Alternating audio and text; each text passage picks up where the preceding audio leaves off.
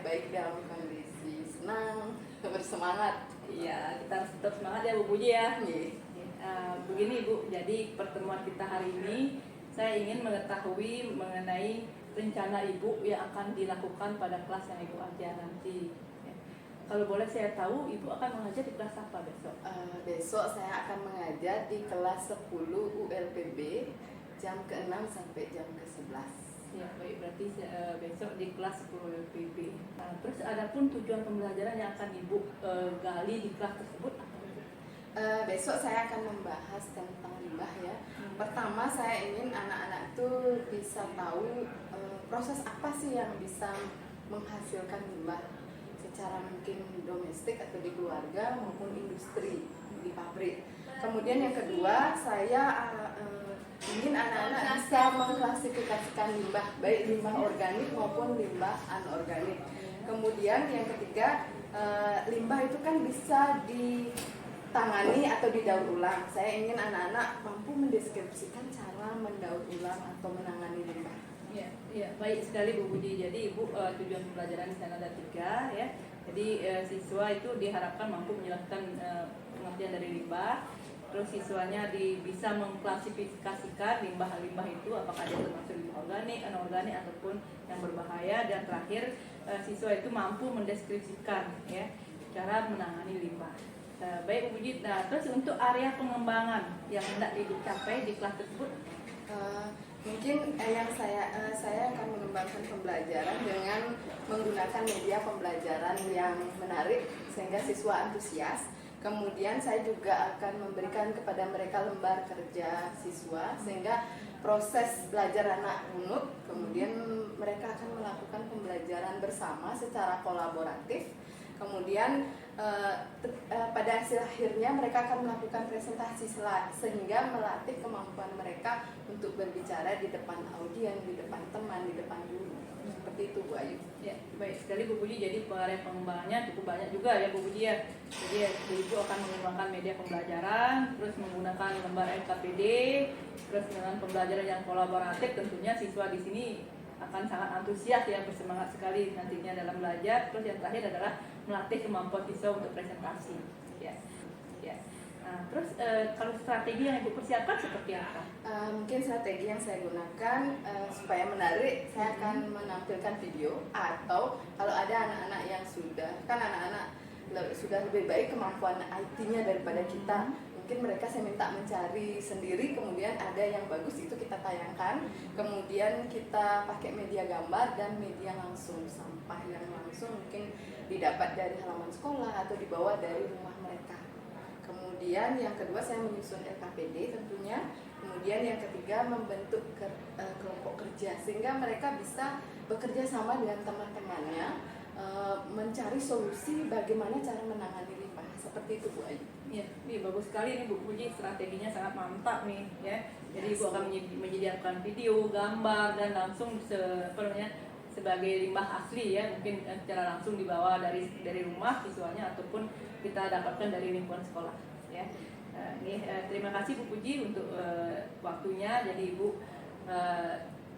diharapkan bisa melaksanakan sesuai dengan yang kita rencanakan hari ini ya. Besok semoga berjalan dengan lancar pada saat observasi kelas ya. Mungkin saya akan berusaha menyiapkan sebaik mungkin. Nanti jika dalam proses ada kekurangan mohon masukannya Bu Ayu. Iya, baik. Bu Puji siap untuk melaksanakan ya. Terima kasih Bu Puji, selamat siang.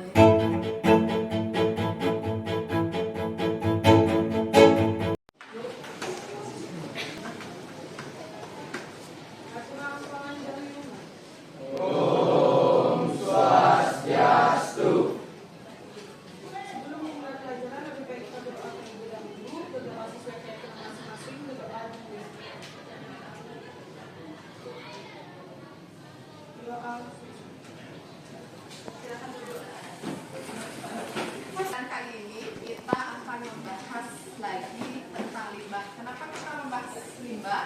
Limbah itu selalu ada dalam kehidupan kita, ya. Dan kalau limbah tidak dikelola dengan baik itu sangat berdampak negatif terhadap kita, ya. Baik, ini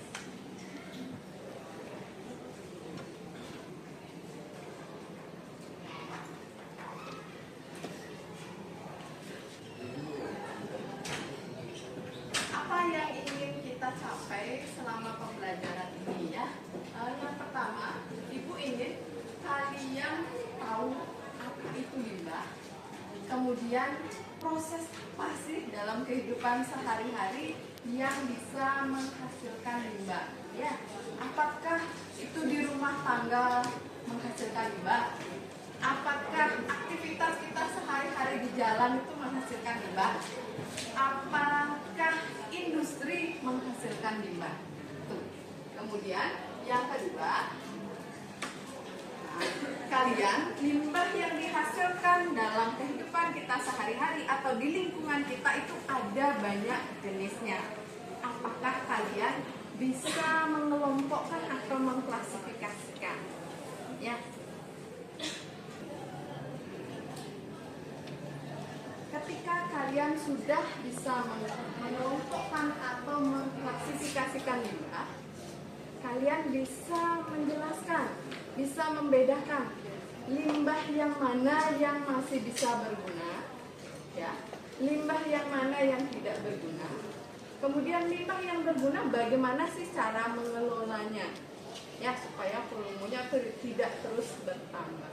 Itu tujuan pembelajaran kita kali ini. Baik, kita akan mulai dari pengelompokan limbah, ya. Nah, sebelum saya tugaskan secara berkelompok, saya akan menjelaskan, ya, atau mungkin kita akan diskusi informasi atau tanya jawab. Pertama, siapa yang bisa mendefinisikan limbah itu apa? Tidak ada?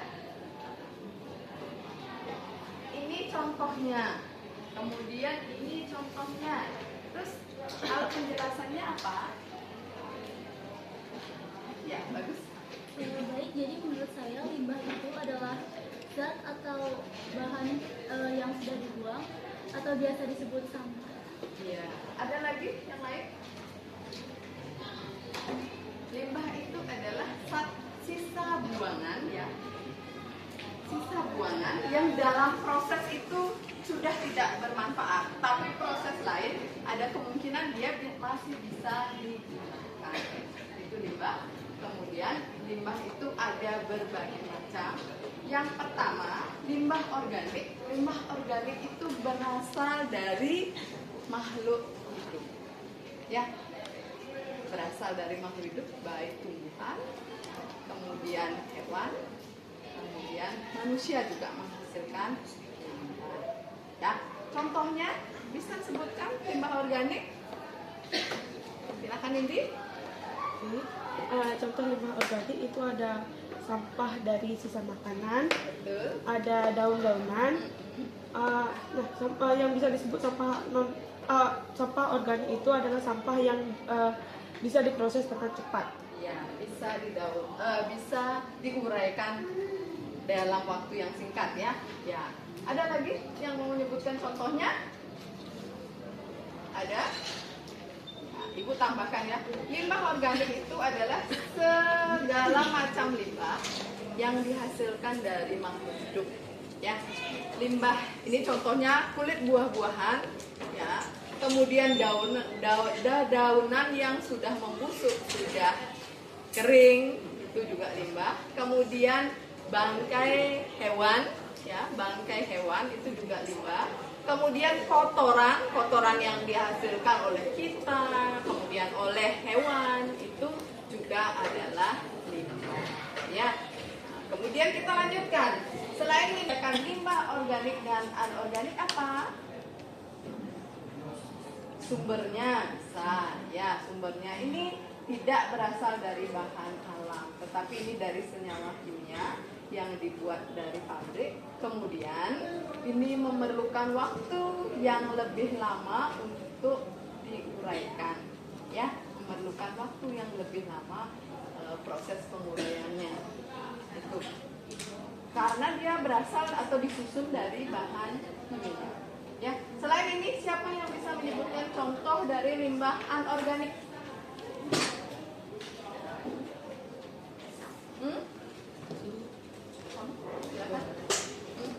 Siapa? Oke.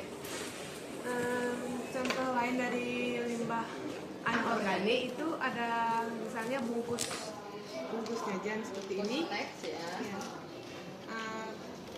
Dan plastik atau tisu.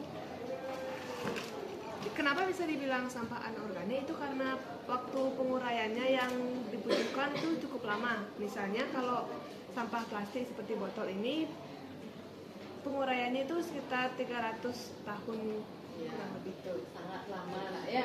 Jadi perlu diadakan pengelolaan nanti supaya limbah ini entah bisa digunakan lagi atau entah bagaimana prosesnya supaya entah didaur ulang seperti itu.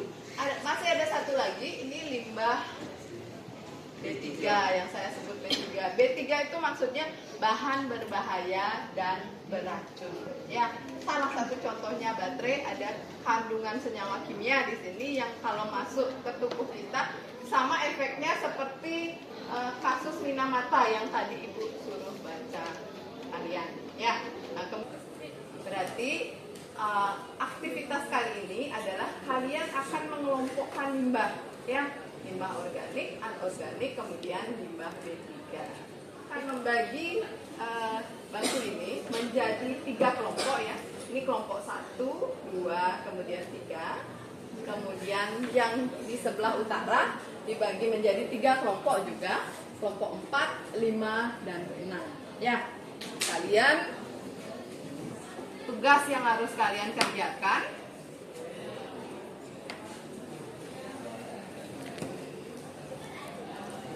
ini, amati jenis bahan yang kamu dan mungkin amati bahan yang ada sekarang di depan kalian, kemudian kelompokkan jenis tersebut menjadi limbah organik, anorganik, dan B3 ya. Mungkin di sini limbah organik dan anorganik saja. Ini tabelnya ya. Tabelnya kamu buat tabelnya di buku tulis, kemudian kamu masukkan di sana contoh-contoh limbahnya. Ya. Nah, itu di sini ada yang harus kalian lakukan juga. Mungkin di antara limbah yang kalian kelompokkan ini ya, kalian sebutkan satu, ini botol aqua. Bagaimana cara mengelolanya supaya dia tidak menjadi masalah bagi lingkungan kita, ya itu. Dan ini tabelnya untuk yang kedua, nomor jenis limbahnya.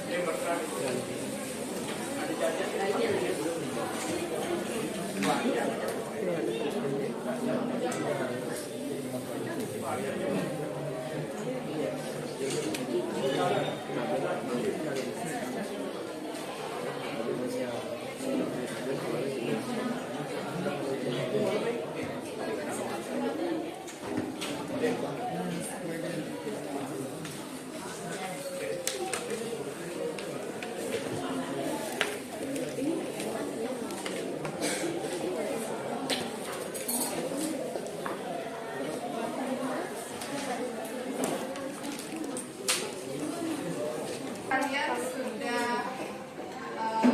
melakukan klasifikasian limbah, ya. Sekarang siapa yang mau ke depan untuk mempresentasikan hasil kerja kelompoknya?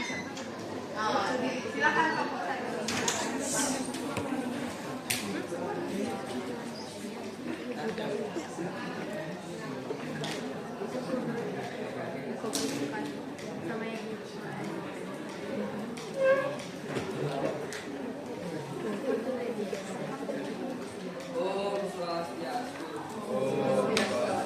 Kali ini kelompok kami akan menjelaskan tentang klasifikasi limbah organik, limbah anorganik, dan B3. Baik, sebelumnya saya akan memperkenalkan diri. Saya adalah DAC absen 12. Saya Kedut Abu Salid Aryawan, absen 14. Saya Gede Maesa Manala, nomor absen 3. Saya Ikutan Galgata, nomor absen 4. Jadi sekarang akan menjelaskan tentang anorganik. Baik, ini ada botol aqua dan kulit sisa makanan.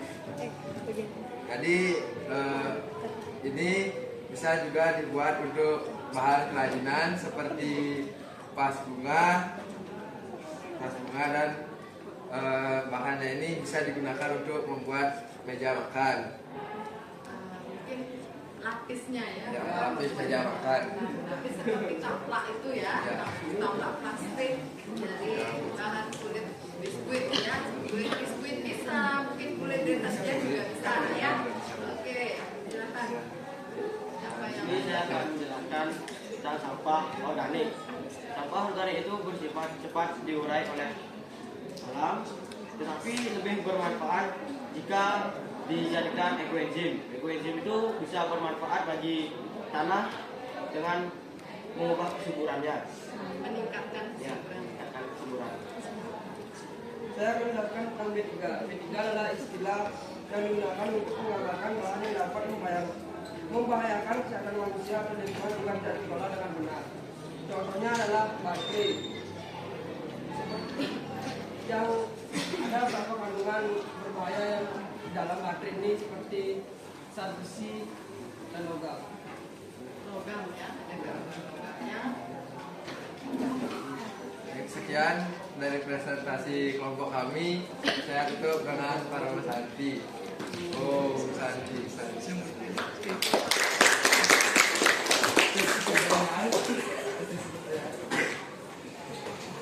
Intinya sudah bagus, tapi ada tambahan lagi ya. Mungkin perlu ditambahkan contoh-contohnya. Limbah B3 itu banyak sebenarnya. Ya, kalau limbah B3 bagaimana pengelolaannya? Mungkin tidak bisa dimanfaatkan lagi, tetapi pembuangannya itu harus di tempat yang khusus supaya tidak menimbulkan penyakit yang mewabah di masyarakat. Ya, baik, kita ada yang mau presentasi lagi. Oh, kelompok 4 ya. Kelompok 4 silakan.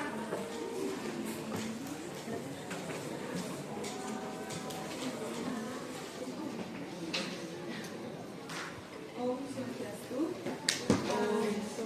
Kami dari kelompok 4. Sebelumnya kami ucapkan terima kasih kepada Ibu atas waktu yang telah diberikan kepada kami. Sebelum kami memulai presentasi kami pada hari ini, izinkan kami memperkenalkan diri kami. Perkenalkan, nama saya Nufresia Antia Dewi, nomor absen 19. Perkenalkan, nama saya Putri Maria Devi, absen 40. Perkenalkan, nama saya Putu Priska Putri, absen 38. Perkenalkan, nama saya Komari Santi, absen 20. Nah, baik. Pada kesempatan hari ini, saya dan kelompok saya akan menjelaskan tentang hasil pengelompokan dan cara pemanfaatan limbah organik, limbah organik, anorganik, dan B3 yang akan dimulai oleh teman saya, Karen. Oke, di sini saya membawa contoh dari pengelompokan sampah organik. Nah, cara pemanfaatan dari sampah organik ini bisa dijadikan ekoenzim yang nantinya dijadikan pupuk untuk bisa menyuburkan tanaman. Selanjutnya saya akan menjelaskan tentang pengertian sampah dari anorganik. Sampah anorganik merupakan sampah yang dihasilkan oleh pabrik melalui yang berupa senyawa kimia yang susah untuk diuraikan atau lama diuraikan. Jadi contohnya itu seperti balon plastik, ini sampah plastik sama bungkus makanan yang plastik. Segitu saja.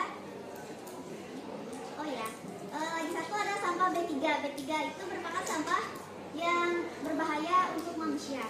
Cara pengolahannya juga itu dengan contohnya di sini ada baterai. Terus baterai ini nanti mau dibuang. Nanti kalau mau dibuang baterainya, kita harus kumpulin baterainya tuh. Terus nanti diselotipin. Kalau udah diselotipin, kita itu buang ke sampah ya, ke tempat sampah B3 yang udah disediakan sama pemerintah. Segitu saja. Di sini saya mau menambahkan dari penjelasan Priska terkait sampah anorganik.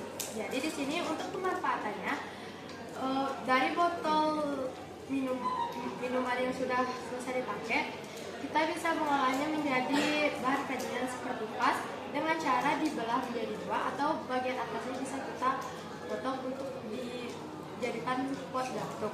Dan juga untuk sampah sisa-sisa seperti ini kita bisa jadikan sebagai ekobrik dengan cara memasukkannya ke dalam botol dan diisi penuh.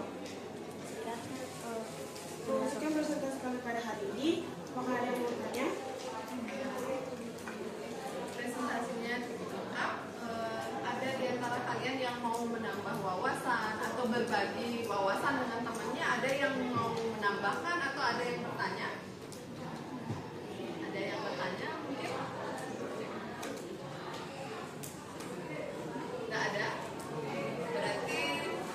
sudah jelas ya, sudah paham apa yang dimaksud dengan limbah organik, limbah anorganik, kemudian limbah B3 dan bagaimana pengelolaannya. Berikan tepuk tangan untuk kelompok 4. Terima kasih atas waktu yang telah diluangkan dan mendengarkan dengan baik. Kami tutup presentasi kami dengan para peserta.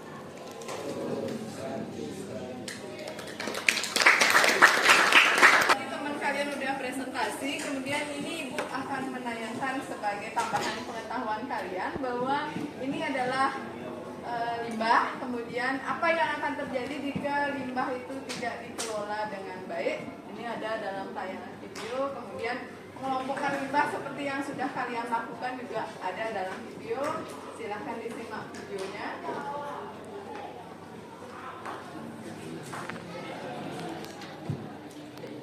Dan ini alat-alat untuk melakukan prosesnya.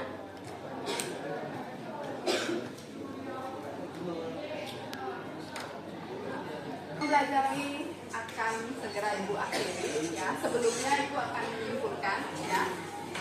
Proses yang kita lakukan tadi, dari proses tersebut kita bisa menyimpulkan bahwa limbah yang kalian amati itu terdiri dari 3 jenis, yaitu limbah organik, yaitu limbah yang berasal dari bahan atau dari makhluk hidup yang mudah diuraikan atau memerlukan waktu cepat untuk penguraiannya. Kemudian yang kedua yaitu limbah anorganik, adalah limbah yang di sana ada bahan-bahannya itu ada dari bahan kimia ya. Kemudian dibuat sebagian besar dari proses di pabrik. Kemudian waktu untuk mendaur ulangnya itu cukup lama, bahkan puluhan tahun. Kemudian ada lagi satu yaitu limbah B3. Nah, supaya limbah tersebut tidak mengganggu kualitas atau tidak menurunkan kualitas lingkungan, maka perlu diadakan pengelolaan limbah ya. Limbah organik bisa dikelola menjadi pupuk ya dalam bentuk ekoenzim. Kemudian limbah anorganik bisa dikelola dengan dimanfaatkan lagi ya, entah dimanfaatkan menjadi wadah ya, wadah. Kemudian entah dimanfaatkan bagian tertentunya, mungkin spare partnya seperti sepeda yang sudah tidak bermanfaat lagi, diambil bagian tertentunya yang masih bisa dimanfaatkan seperti itu. Dan limbah B3 perlu dilakukan pengelolaan sebaik mungkin ya, agar limbah tersebut tidak meracuni lingkungan ya. Demikian anak-anak pertemuan pagi ini, mari kita akhiri.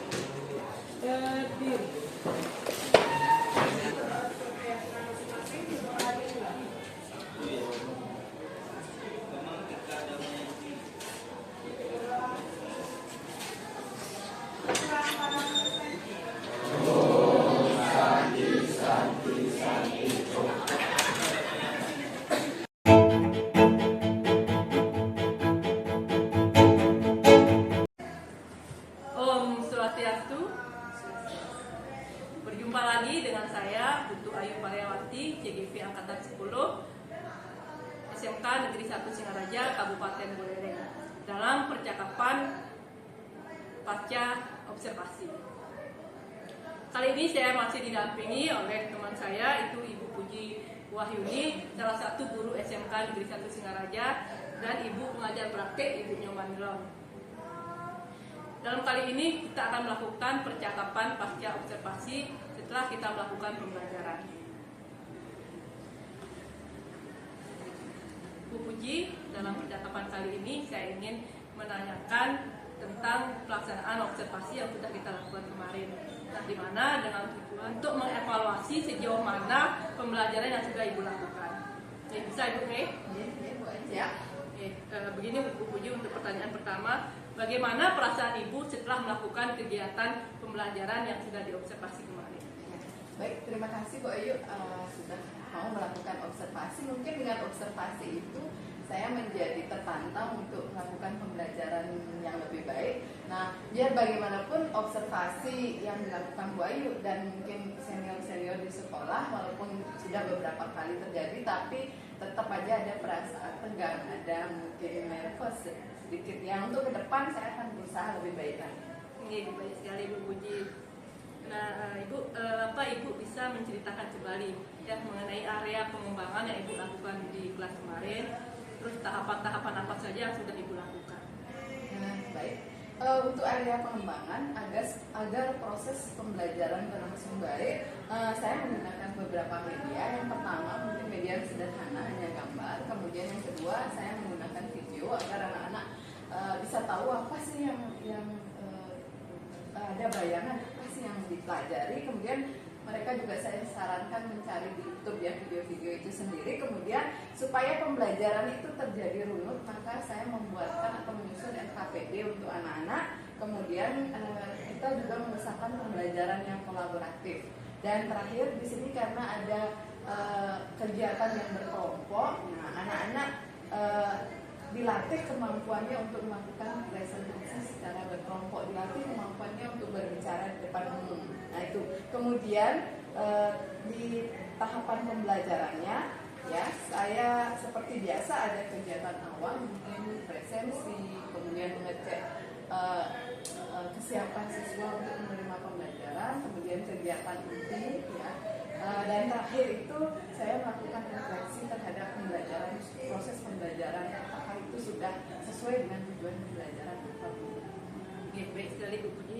Jadi Ibu sudah melakukan area pengembangan, Ibu menggunakan media pembelajaran, terus juga Ibu menggunakan LKPD dengan pembelajaran secara berkolaboratif ya Ibu ya. Terus Ibu juga sudah melakukan tahapan-tahapan pembelajaran yang mulai dari kegiatan awal ya, seperti presensi dan salam ya. Terus dilanjutkan dengan kegiatan inti sampai juga Ibu sudah melakukan refleksi terhadap proses pembelajaran. Yang tahapan-tahapan pembelajaran Ibu lakukan kemarin itu, apakah Ibu mengalami kendala ataukah ada hambatan yang Ibu temui selama proses pembelajaran itu? Ada, tentunya pasti ada Bu.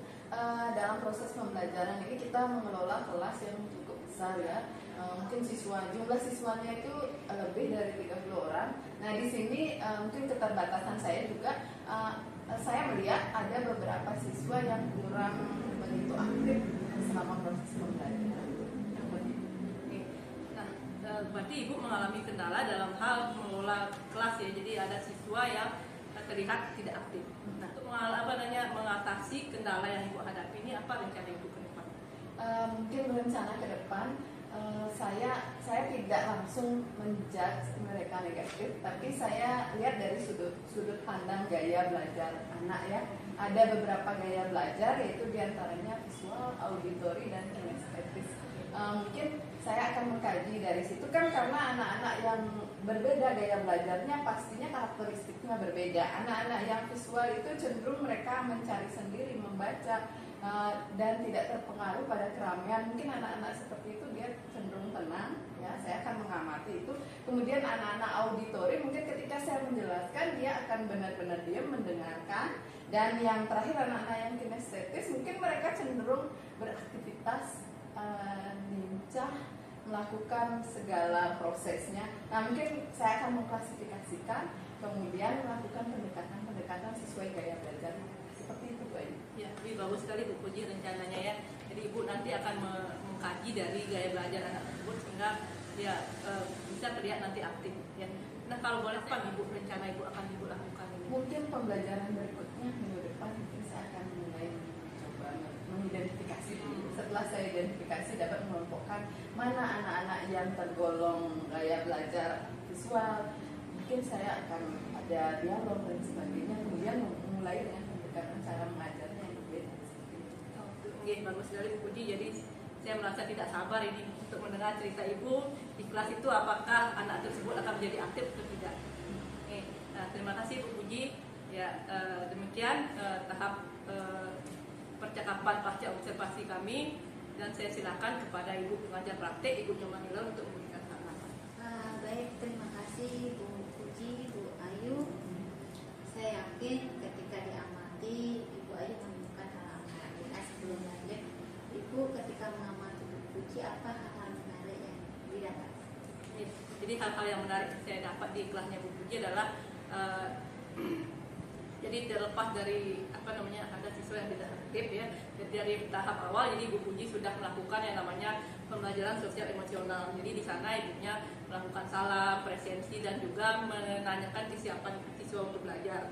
Jadi di sana ditonjolkan adalah kesiapan siswa dalam hal bersosialisasi, berelasi dan juga bertanggung jawab. Dan terakhir dia ibunya setelah melakukan kegiatan inti secara kolaboratif disuruh presentasi, setelah itu beliau akan melakukan yang namanya refleksi ataupun kesimpulan dari proses pembelajaran. Ya, Bu. Terima kasih. Kalau kesannya Bu Puji didampingi oleh Bu Ayu bagaimana? Nah, seperti yang saya sampaikan tadi, mungkin ada perasaan tegang ini, saya diamati seperti itu. Tapi secara umum saya senang. Mungkin dengan kita diobservasi itu kita termotivasi bagaimana sih kita mengajar lebih baik, apalagi di hadapan teman kita, rekan sejawat kita. Mungkin seperti itu, Bu. Baik, ibu-ibu terima kasih, luar biasa. Kalau saya melihat, walaupun saya tidak ikut masuk di dalam dari percakapan tadi itu, bahwa Bu Ayu ketika mengamati Bu Puji secara detail, artinya juga detailnya itu artinya beliau memberikan masukan-masukan yang terbaik. Terus kalau Bu Puji, ketika saya melihat Bu Ayu ngasih masukan, tidak ada rasa gimana gitu, artinya nerima saya. Artinya tadi nanti di depan atau gimana saya akan tindak lanjuti. Itulah yang sebenarnya kolaborasi. Walaupun kita teman sejawat, perlunya kita berkolaborasi untuk menilai kita. Kalau kita sih sempurna tidak, artinya ada apa sih kekurangan, kelebihan kita dalam mengajar, sehingga dari kekurangan itu kita bisa mengembangkan diri untuk kemajuan lagi. Mungkin itu. Sukses Bu Ayu, luar biasa. Terima kasih, Bu Puji, terima kasih banyak. Sama-sama, Bu. Terima kasih. Demikianlah percakapan supervisi akademik kali ini. Saya ucapkan terima kasih kepada Ibu Made Puji Wahyuni dan juga Ibu PP, itu adalah Ibu Nyomanilon. Saya akhiri dengan para saksi. Om Santi Santi Santi.